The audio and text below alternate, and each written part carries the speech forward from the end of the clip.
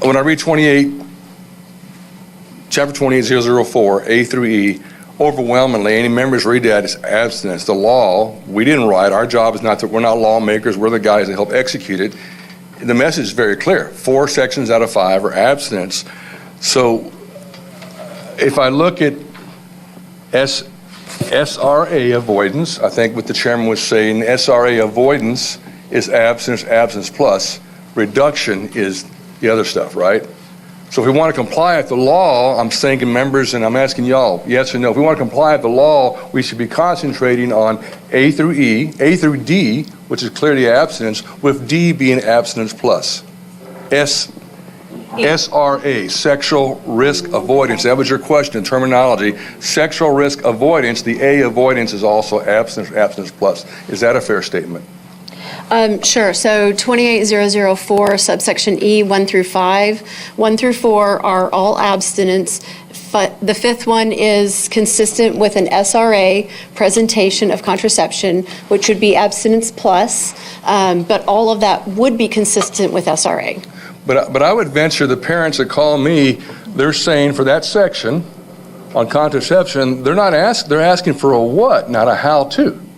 If I were to separate very clearly, my mind's always been that way, what we do across the hall, a what. They want to know about diseases and consequences, but they don't want kids learning the 12 steps or 10 steps how to put on a condom. Is that a fair statement?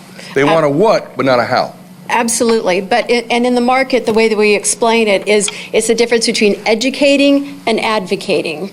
And Ascend, on the bottom of my sheet, you'll notice that there's a website there, weascend.org.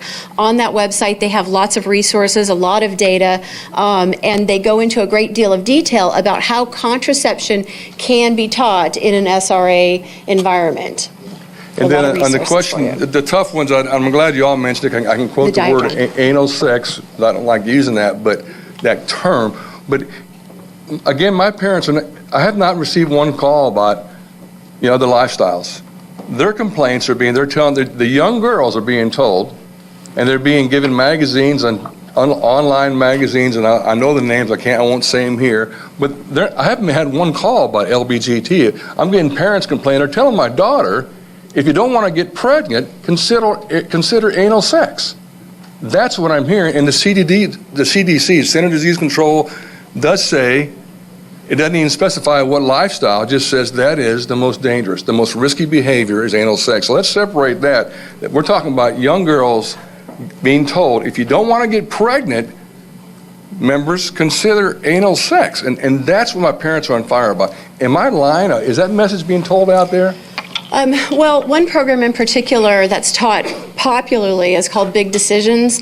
It has an exercise called Is This Abstinence?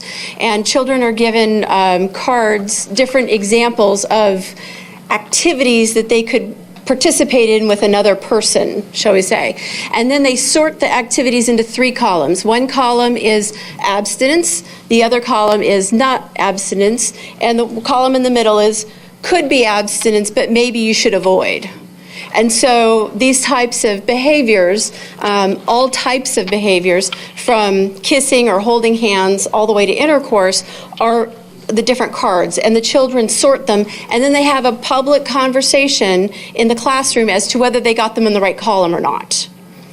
So there's a lot of that type of discussion. There's also programs that talk about boundaries, where they line up all of the different types of activities, and then the child decides where their boundary is. So their boundary can move, and it can move by day, it can move by year, or maybe they're not ready yet, maybe tomorrow they'll be ready to move their boundary here, or maybe it's not the right person. And so activities are normalized through this process and through this conversation in a communal environment with children, desensitizing them to this conversation and putting all of these activities as morally equal. But to speak to one of the things I do want to say, it is very important that regardless of orientation, regardless of anyone's attraction, that All students deserve the best advice, and that best advice is sexual risk avoidance. That best advice is abstaining from risky behavior, and that should be consistent in all risky activities, whether it's alcohol, tobacco, etc. And so no group should get a different message.